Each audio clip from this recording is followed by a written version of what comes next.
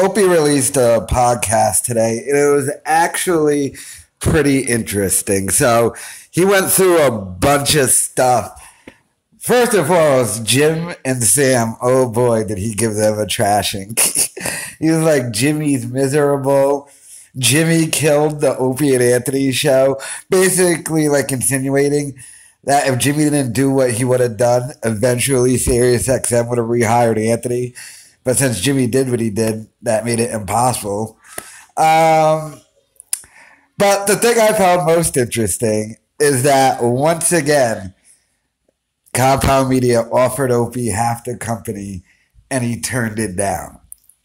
So he goes through the story of, this is right when the Mad Cuban died, and he got a text from Keith the Cop. And the text basically said, sorry for your loss, but I think it's time we get Opie and Anthony back together. And Opie just goes through, his typical spiel of he could never do that, and he could never do it with Anthony ever again. It basically is the thing that he always said. So, and then he said, by the way, Anthony never does this. It's always Keith. So then Anthony can later claim that I didn't reach out to him when in actuality he did.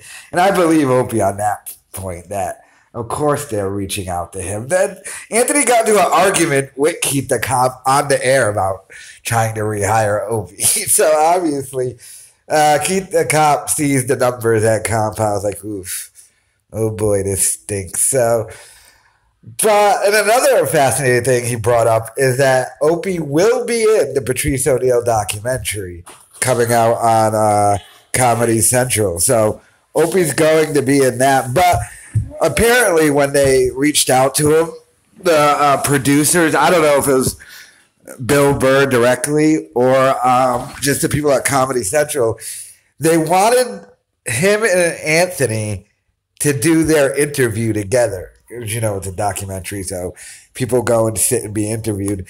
They already had a bunch of them shot, so I guess they're just reshooting them. But they wanted Opie and Anthony to sit together, and he put the kibosh on that and basically said he'll never do anything with Anthony ever again. But they did it solo, so he will be in the Patrice O'Neal doc, which I can't wait to see. But see, Compound Media knows they're deep financial trouble when once again there's like a standing offer for Opie to just take half the company.